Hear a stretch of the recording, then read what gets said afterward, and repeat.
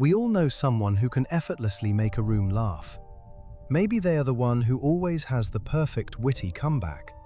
Maybe they simply point out the quiet absurdities of everyday life that everyone else walked right past. Or maybe that person is you.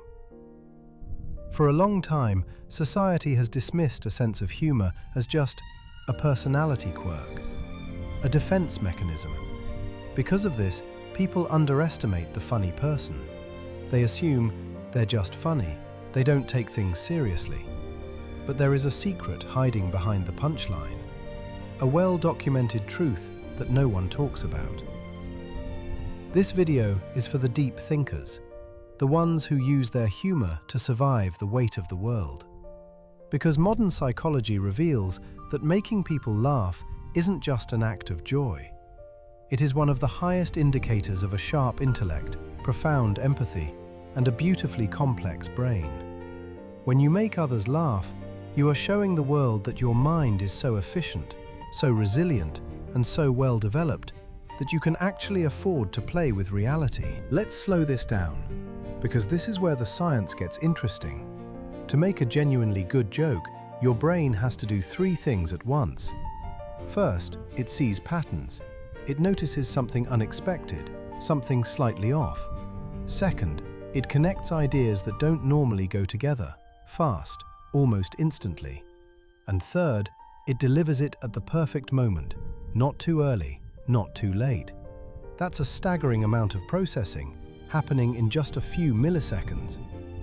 Neuroscience reveals that while average brains rely on rigid, top-down executive control to solve problems, the witty mind is entirely different. It utilizes spontaneous associations in the temporal association regions of the brain. This is the exact place where abstract thought converges with distant memories.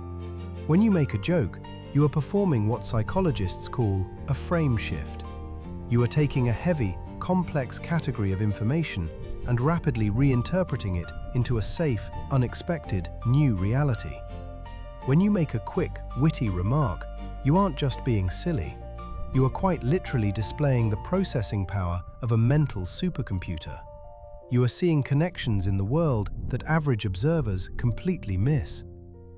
Pause for a moment. Think about someone who always makes you laugh. What is it about them? Is it just the jokes? Or is it how they see things differently?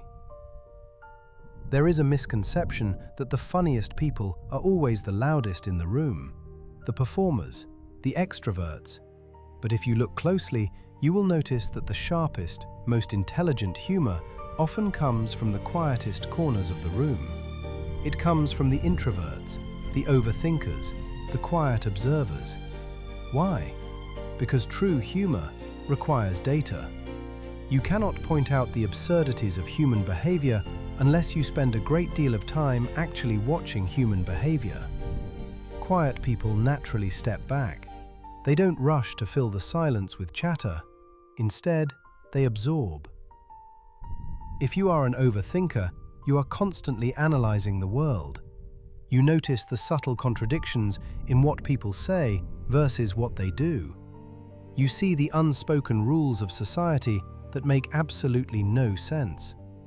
So, when the quiet observer finally speaks, their humor isn't loud or clumsy. It is highly targeted.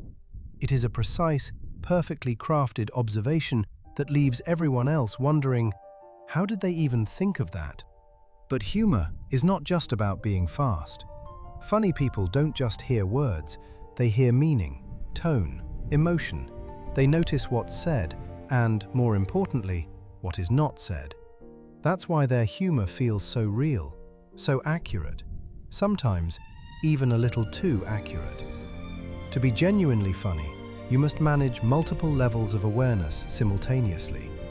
You are constantly reading the room, picking up on micro-reactions to see who is comfortable and who is not. This is the essence of high emotional intelligence. They notice who feels left out, who is trying too hard, who is pretending, who is uncomfortable. And then they use humor like a bridge to connect people, to release tension, to make things feel safe again. This is why some people can say a joke and it feels perfect, and someone else can say the exact same thing and it feels wrong. Because humor is not just words, it's timing, it's feeling, it's understanding people in real time. And here is something deeper, the truth that makes the funny mind so incredibly special. Humor often comes from contrast, from seeing two sides at once, the serious and the absurd, the pain and the irony.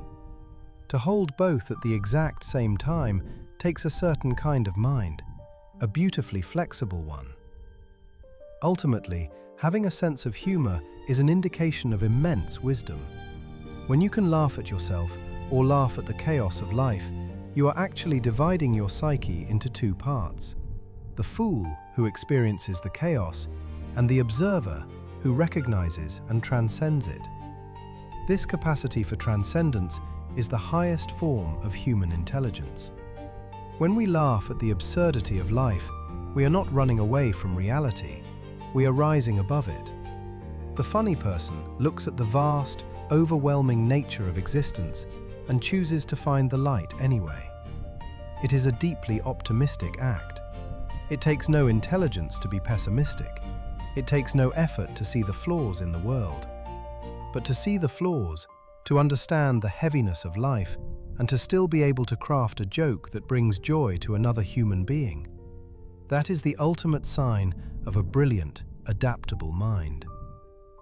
So, the next time you point out a quiet absurdity, or you use your wit to make someone smile, take a moment to realize what your brain just did.